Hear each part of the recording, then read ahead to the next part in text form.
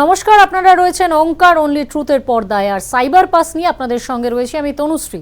Cyber pass এমন একটি অনুষ্ঠান যে অনুষ্ঠানে আপনাদেরকে আমরা বলে দিই এমন কিছু তথ্য, এমন কিছু মাধ্যম, যে মাধ্যমে আপনারা বেশ কিছু জায়গা আপনারা জানতে পারেন, যেখান থেকে সাইবার ক্রাইম সম্পর্কে প্রতারিত হওয়া থেকে আপনারা নিজেদেরকে বাঁচাতে পারেন। সেই সাইবার পাস নিয়ে আজকে আমার সঙ্গে অনুষ্ঠান, এবং এই অনুষ্ঠানে স্টুডিওতে উপস্থিত রয়েছেন আমার সঙ্গে আইনজীবী রাজর্ষি রায়চৌধুরী। রাজর্ষিবাবু, অনেক অনেক স্বাগত আপনাকে সাইবার পাসের অনুষ্ঠানে। এবং আমার সঙ্গে স্টুডিওতে আরও একবার উপস্থিত রয়েছে সাইবার বিশেষজ্ঞ ঋত্বিক লাল। ঋত্বিক, তোমাকে আরও একবার স্বাগত। আমি প্রথমেই আলোচনার সূত্রে আসবো রাজর্ষিবাবুর কাছে। রাজর্ষিবাবু, আপনাকে আমার একটা বিষয় নিয়ে আপনার কাছ থেকে আমার জানার রয়েছে, যেটা হচ্ছে জেনারেল সাইবার সেফটি বা ফিনান্সিয়াল ক্রাইম, এই দুটো সম্পর্কে আজকে আপনি একটু বলুন। দেখুন, জেনারেল সাইবার সেফটি বলতে প্রথম কথা আমাদের যে বিষয়টা খুব ইম্পর্ট্যান্ট সেটা হচ্ছে আমাদের তথ্যের সুরক্ষা। তো আমরা সোশ্যাল মিডিয়ায় বলুন বা বিভিন্ন জায়গাতে আমরা এত পরিমাণ তথ্য আমাদের দিয়ে থাকি, এবং সেই তথ্যগুলো ভীষণভাবে আনম্যানেজড, যে কোন তথ্য কি ধরনের মানুষ দেখতে পারেন, তার কি ক্লাসিফিকেশন হওয়া উচিত, কোন তথ্য কতটা ভিজিবিলিটি থাকবে, সেই জিনিসগুলো কিন্তু আমরা একেবারেই সচেতন নই এই ব্যাপারে। আমরা সোশ্যাল মিডিয়াতে ছেড়ে দিই, পোস্ট করে দিই, কিন্তু সেখানে দর্শক মানে যারা দেখছে সেখানে কোনো লিমিটেশন নেই। এবারে লিমিটেশন নেই বলেই বহু তথ্য এমন হয় যে তথ্যগুলো হয়তো যাদের হাতে পড়ার কথা নয় তাদের হাতে গিয়েই তথ্যগুলো পড়লো, এবং তারা প্রত্যেকটা ক্ষেত্রেই কি করে, যারা স্পেশালি এই ধরনের অপরাধের সঙ্গে যুক্ত তাদের কাছে কিন্তু এই মূলধনটাই হচ্ছে মানুষের তথ্য। তাহলে তারা যখনই অসংখ্য তথ্য পেয়ে গেল, এই তথ্যগুলো দিয়েই কিন্তু তারা অপরাধের সূত্রপাতটা শুরু করে দেয় একদম। এবারে তাদের কাছে দুটো উদ্দেশ্য। প্রথম উদ্দেশ্য হচ্ছে যে আমি কোনো একজন মানুষের অ্যাকাউন্টের থেকে পয়সা বের করব, অথবা 2 নম্বর হচ্ছে যে কোনো একজন মানুষের থেকে আমি তথ্য বের করব। তাহলে এই দুটোই ইম্পর্টেন্ট জিনিস, যে দুটো জিনিস কিন্তু একজন অপরাধী নিয়ে থাকে, আইদার অর্থ অথবা তথ্য। তাহলে এই তথ্যগুলো থেকে আমরা তথ্য তো একটা র ডেটা তো পাচ্ছি, সেই র ডেটাগুলোকে ব্যবহার করে সোশ্যাল ইঞ্জিনিয়ারিং পদ্ধতির মাধ্যমে ব্যবহার করে আমরা তাদের সিস্টেমের মধ্যে ঢুকে গিয়ে সেই সিস্টেম থেকে আমরা টাকাগুলো বার করে নিয়ে আসছি। তাহলে আমাদের কিন্তু প্রাইমারিলি যেটা উচিত, এটা দুটো জিনিস হতে পারে। একটা হচ্ছে এটা ফিজিক্যাল সুরক্ষা, যে যেমন ধরুন আমি ডেবিট কার্ড যখন ব্যবহার করছি বা ক্রেডিট কার্ড ব্যবহার করছি, সেটা কোনো একটা স্টোর বা কিছুতে যখন দিচ্ছি, সেখানে আমরা কখনোই কিন্তু কাউকে ফিজিক্যালি জিনিসটা হাতে দেব না, যাতে সে গিয়ে কোনো একটা ক্লোনিং মেশিনে ক্লোন করে নিতে পারে, বা কোনো একটা সেই কার্ডটা ডুপ্লিকেশন হতে পারে। সেই সম্ভাবনাটাকে বিরত রাখবার জন্য আমরা ফিজিক্যালি তাকে কার্ডটা হাতে দেব না। তাকে আমরা বলবো, ভাই তুমি পিওএসটা নিয়ে এসো, পয়েন্ট অফ সেলটা নিয়ে এসো, আমার সামনেই জিনিসটা ঘটবে। 2 নম্বর হচ্ছে যে যখন আমরা কোনো একটা এটিএম বা কিছুতে ইউজ করব, তখন সেখানে সাবধানতা অবলম্বন করব। খুব সহজ পদ্ধতি হচ্ছে যে আমরা যখন এটিএমটায় কার্ডটা পাঞ্চ করব, তার আগে দেখে নেব যে সেখানে কোনো রকম স্কিমার মেশিন লাগানো আছে কিনা। সেটা কিভাবে? মানে সেটা হচ্ছে যেখানে কার্ডটা পাঞ্চড হবে সেই জায়গাটা একটু বেশি বেরিয়ে থাকবে যদি আলাদা করে স্কিমার মেশিন লাগানো থাকে। আমরা সেই জায়গাটা, এবং সেটা খুব লুজলি ফিট থাকে, আমরা যদি সেই জায়গাটাকে একটু নাড়িয়ে দেখে নিতে পারি, তাহলে কিন্তু সেটা অনেক সময় আমাদের হাতে চলে আসতে পারে। ফলে এক্ষেত্রে দেখুন রাজস্ববাবু, মানে সাধারণ মানুষ যখন আমি প্রতিদিনের খরচে যখন আমি মানে এটিএমে যাচ্ছি, আমি টাকা তুলছি, তখন কিন্তু আলাদা করে সেই মেশিন রয়েছে কিনা এটা দেখার অবকাশ বোধহয় সাধারণ মানুষের থাকে না। এটা একটা হ্যাবিট করে নেওয়া ভালো। প্রথম কথা হচ্ছে আমরা বলি যে always avoid unmanned ATM. Unmanned ATM কে অ্যাভয়েড করা, কারণ আনম্যান্ড এটিএম হলে কি হয়, সেখানে অপরাধ হওয়ার সম্ভাবনাটা অনেক বেশি থাকে। তার মানে এই নয় যে ম্যান্ড এটিএমে অপরাধ হচ্ছে না, তা নয়, অনেক ম্যান্ড এটিএমেই অপরাধের ঘটনা ঘটেছে, কিন্তু স্পেশালি আনম্যান্ড এটিএমে অপরাধের ঘটনাটা বেশি ঘটে। এবারে আমরা যখন সেখান থেকে ফার্স্ট জিনিস হচ্ছে যে আমরা কার্ড যেখানে পাঞ্চ করবো সেই জায়গাটা দেখে নেবো যে প্রপারলি হচ্ছে কিনা, এবং দ্বিতীয় কথা, এখন যখন ওই এটিএমগুলোতে অপারেট করবার সময় দেখিয়েই দেয় যে যখন আপনি পিন টাইপ করবেন ওপরে হাতটা চাপা দিয়ে করবেন, সেটা একটা ওই ডিসপ্লে দিয়ে দেখায়, দেখিয়ে দেখায়। হ্যাঁ, তো আমরা সেইটাকে যদি ফলো করি তাহলে মানে কি আপনি হয়, বলতে চাইছেন সাধারণ মানুষের ক্ষেত্রে যে এই সাবধানতাগুলো অবলম্বন করলে আমরা এই আমাদের প্রতারণা নিজেদেরকে থেকে আমাদের নিজেদেরকে রক্ষা করতে পারবো। আলটিমেটলি কিন্তু প্রথম বিষয়টা হচ্ছে যে আমাদের তথ্যের সুরক্ষা। এই তথ্যটাকে আমরা যতটা সুরক্ষিত রাখতে পারবো ততটাই কিন্তু আমাদের সুবিধে, যে আমাদের তথ্য যাতে অন্য লোকের হাতে না যায়। ঋত্বিক, আমি তোমার কাছে আসবো। এই যে রাজস্বী বাবু যেটা বললেন যে তথ্য অন্যের হাতে যাতে না যায়, যেখানে আজকে একটা দেশ, আমাদের ভারতবর্ষই শুধু নয়, এমন বহু দেশ রয়েছে যেখানে সমগ্র দেশটাই চলছে ইন্টারনেট পরিষেবার উপরে, সেখানে নিজের তথ্যকে সুরক্ষিত রাখবো কি করে? যেটা উনি বললেন, মানে তথ্য আমি লোককে দেব না, এটা তো আজকের দিনে পসিবল নয়। কারণ তাহলে আমার আমি যদি ফর সাপোজ আমার অ্যান্ড্রয়েড ফোনটাই ধরি, আজকে 99% লোক অ্যান্ড্রয়েড ইউজ করেন। অ্যান্ড্রয়েড ফোনটা স্টার্ট করার জন্য গুগলকে আমার সব ডেটা প্রথমেই দিয়ে দিতে হয়, নাহলে ফোনটাই চলবে না। শুধুমাত্র মানে গুগলকে দেওয়া এবং প্রতিটা অ্যাপ চালুর ক্ষেত্রে কিন্তু একটা পারমিশন অন করতে হয়। তো সেক্ষেত্রে মানে আমি যদি ওটা না করি তাহলে চলবেই না। যেটা আমরা করতে পারি হচ্ছে যখন আমি পারমিশনটা অন করছি বা কি ধরনের ডেটা আমি শেয়ার করছি, আমরা পরপর ইয়েস মেরে দিই, ওটা একটু দেখে নিয়ে মারা। মানে আজকের দিনে কিন্তু প্রতারকদের কাছে একটা খুব ভালো সুযোগ, সেটা হচ্ছে যে আজকে মানুষ এত ব্যস্ত, তারা কিন্তু এই ব্যস্ততার কারণেই তাড়াতাড়ি করতে গিয়ে বা শর্টকাটে করতে গিয়ে কিন্তু 99.9% সাইবার ফ্রড বা প্রতারণা কিন্তু এই কারণেই ঘটছে। তো সেইটা থেকে একটু মানে 2 মিনিট সময় বেশি লাগবে, ঠিক আছে, কিন্তু সেটা থেকে আমার হয়তো অনেকটা সেফ থাকবো আমি। আরো একটা প্রশ্ন তোমার কাছে আমার, যেটা এখন ইদানিং মানে আমরা যেটা দেখতে পাচ্ছি, রাশিয়া ইউক্রেন এই যুদ্ধকালীন পরিস্থিতি, যেখানে সাইবার হানা, সাইবার ওয়ারফেয়ার, এই সমস্ত কথাগুলো একজন সাধারণ মানুষের কাছে পরিচিত, কিন্তু একটা দেশে যখন সাইবার হানা হয় তখন সেক্ষেত্রে অ্যাজ এ ইন্ডিভিজুয়াল আমার কি করণীয়? মানে আমি যদি ইউক্রেন রাশিয়ার পার্সপেক্টিভে বলি, ওখানে তো মানে যুদ্ধ তো চলছেই, সেটার সাথে সাইবার ওয়ারফেয়ারও একটা চলছে। সাইবার হানা হয়েছে যার প্রভাব পড়েছে ইউরোপের উপর, গোটা ইউরোপের মানে অর্থ ব্যবস্থা এবং পুরো সামগ্রিক ব্যবস্থাটাই বিপর্যস্ত, সবকিছু। এবং সেটা যে শুধু ইউরোপের উপর এফেক্টেড হয়েছে তার নয়, এটা কিন্তু টোটাল পৃথিবীকেই এফেক্ট করেছে। স্টকস পড়ে গেছে, রিটার্ন ইন্টারেস্ট পড়ে গেছে, সবকিছু মানে টোটাল ফাইন্যান্সিয়াল সিস্টেমটাই একটু ডিস্টার্ব, ইনক্লুডিং বিজনেস জিনিসপত্র। তো যেটা জেনারেলি হচ্ছে মানে বড় বড় সংস্থা, তাদের বিভিন্ন রকম অ্যাপ ব্যান করে দেওয়া হয়েছে, সেগুলো মানে হ্যাক করা হয়েছে। তো এরকম অনেক কিছু হয়েছে যেটা এখন সেটার জন্য শুধু ইন্ডিয়া নয়, সারা পৃথিবী এফেক্টেড হচ্ছে। এবং সেটা থেকে বাঁচার জন্য যেটা সিম্পল ওয়ে, ওই মানে সলিউশন একটাই, যেটা করছি সেটা একটু দেখে করতে হবে, আমি কি করছি, কেন করছি। আরো একটা বিষয়, এই যে ধরো মিসাইল আনা হচ্ছে, যেটা আমরা এখন শুনছি, রাজস্বী বাবু আপনিও এই ব্যাপারে একমত হবেন, যে মিসাইল পড়ছে, মিসাইল অ্যাটাক হচ্ছে, এগুলো কিভাবে হচ্ছে? ইন্টারনেট জিপিএস এর মাধ্যমে একটা মানে মেইনলি একটা জায়গা যেটাকে সিলেক্ট করা হয়, লংগিটিউড ওখানে দিয়ে দেওয়া হচ্ছে, দিয়ে সেখানে মিসাইলটা পড়ে। তো এই যখন এই ইন্টারনেট পরিষেবার উপর, আমার বক্তব্য কিন্তু একটাই, যে ইন্টারনেট পরিষেবার উপর সমস্তটা নির্ভর করছে। আমরা জানি চীনে 1 লক্ষ মানুষের একটা টিম রয়েছে যারা সাইবার হানা, সাইবার সেল নিয়ে প্রতিনিয়ত কাজ করছে। সেখানে দাঁড়িয়ে এই রকম ধরনের একটি শক্তিশালী দেশ যদি সাইবার হানা বা এই ধরনের কাজকর্মে যুক্ত থাকে, যেখানে হয়তো রয়েছে, আমি বলতে চাই না, কিন্তু সেক্ষেত্রে যদি এই ধরনের সাইবার হানা হয়, তখন ভারতবর্ষ বা আমাদের দেশের উপর, আমাদের সাধারণ মানুষের উপর কতটা প্রভাব পড়বে? সবার আগে যেটা করা উচিত, গভর্নমেন্টের এটার জন্য স্টেপস নেওয়া উচিত। কারণ গভর্নমেন্টের সেই জায়গাগুলোতে ফিল্টার লাগিয়ে দেওয়া উচিত, ঠিক আছে? যেমন পাকিস্তানের অনেক কিছু সাইট কিন্তু ইন্ডিয়া থেকে অ্যাক্সেস করা যায় না, গভর্নমেন্টের ব্যান লাগানো আছে। সেরকম এখন যতদিন না এই যুদ্ধকালীন পরিস্থিতিটা ঠিক হচ্ছে, ততদিন গভর্নমেন্টের এটা রিকনসিডার করা উচিত। আর সাধারণ মানুষের যেটা করা উচিত, আমি কি করছি, কেন করছি, কোথায় ক্লিক করছি, ওই think before you click, simple ব্যাপারটা হচ্ছে এটা। তো এটা একটু মাথায় রেখে কাজ করা উচিত।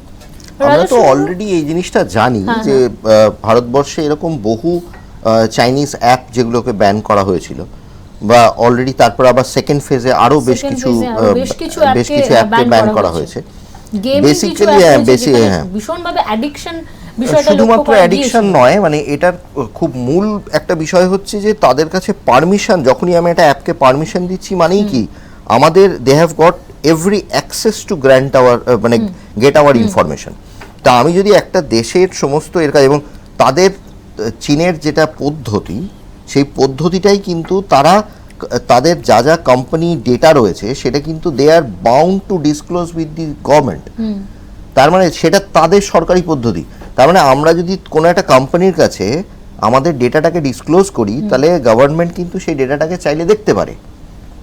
এবার আমার কিছু ডেটা যদি একটা ভিনদেশি সরকারের কাছে থাকে, তাহলে অবভিয়াসলি দ্যাট ইজ ডেঞ্জারাস। তো সেইটাকে অফ করবার জন্যই কিন্তু, তাছাড়া তো ম্যালওয়্যার যে বিষয়টা, সেই বিষয়টাতে রয়েছে, প্রচুর পরিমাণে ম্যালওয়্যার আমাদের চারপাশে ছড়িয়ে বেড়াচ্ছে, এবং সেটা কিন্তু সেটার প্রপাগেশনের জন্য কিন্তু আমরাই টু সাম এক্সটেন্ট রেসপন্সিবল।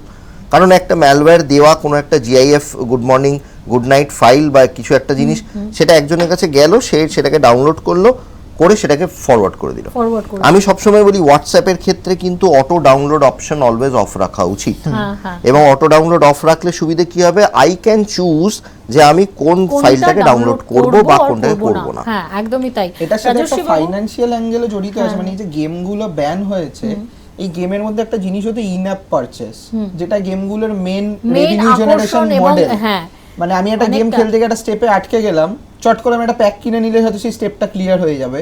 এটা দিয়ে কিন্তু একটা হিউজ রেভিনিউ জেনারেশনের ব্যাপার ছিল, যেটা মানে আমাদের দেশ থেকে বাইরের দেশে ব্যাপারটা চলে যাচ্ছে। ঋতিক, আমি আবারও আলোচনায় ফিরবো, তার আগে এখন সাইবার পাসের সময় একটা ছোট্ট বিজ্ঞাপন বিরতির।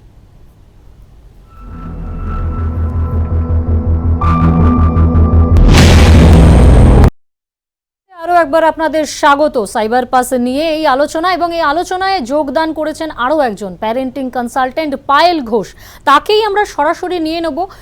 পায়েল ঘোষ, পায়েলদি, আপনার কাছে আমার প্রথম প্রশ্ন, প্রথমত আপনাকে সাইবার পাসে একবার অবশ্যই স্বাগত জানাবো, এবং সাইবার পাসে আপনার জন্য আমার যে প্রশ্নটা, সাইবার রিলেটেড যে সমস্যাগুলোয় বাচ্চারা পড়ছে, মানে প্রথমত বাচ্চা থেকে শুরু করে নিউ জেনারেশন, পুরো চাইল্ড জেনারেশনটা একটা অ্যাডিকশন হয়ে পড়েছে, সাইবার রিলেটেড সমস্যায় পড়ছে তার জন্য। মানে ফোনে ইন্টারনেটে অ্যাক্টিভেশন ভীষণভাবে মানে প্রতিনিয়ত বাড়ছে, এবং এর ক্ষেত্রে কি কি সমস্যা, এবং এই সমস্যাগুলো বাবা মায়েরা বুঝবেন কিভাবে?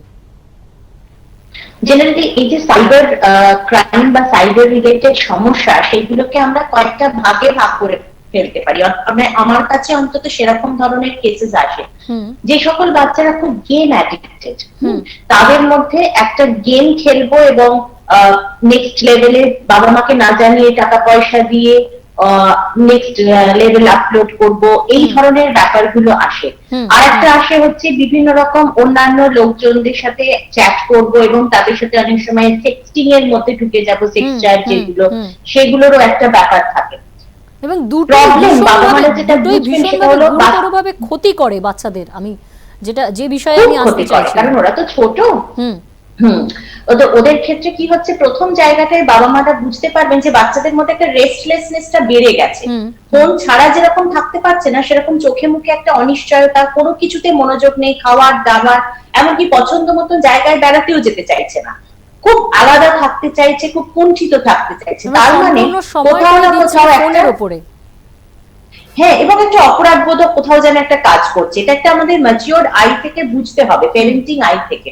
সেটা যেরকম, সেরকম বাচ্চারা খুব চুপি চুপি অন্য বন্ধুদের সাথে কথা বলছে, বাবা মাকে কোন রকম আলোচনায় ইনভলভ করছে না, ঘুমোচ্ছে না, এইরকম পরে স্পেশালি মেয়ের একটা ক্ষেত্রে বলছি, সেক্ষেত্রে আমরা দেখি অনেক সময় সেক্সটিং এর মধ্যে জড়িয়ে পড়ে, অনেক সময় কিছু কিছু জায়গায় ওরা নিজেরা ভীষণ ওপেন আপ হয়ে যায়, এমন কিছু ছবি, এমন কিছু মানে ফটোগ্রাফ আপলোডেড হয়ে যায় যেগুলো নিয়ে পরে উল্টো দিকের মানুষজন ব্ল্যাকমেল করতে থাকেন। এই সবগুলোর ভয় বা কি করে হ্যান্ডেল করবে বুঝতে পারে না, তারপরে একটা প্রচন্ড রেস্টলেস পরিস্থিতি এগুলো তৈরি হয় বাচ্চাদের মনে, এবং সেটা আঁচ করা উচিত।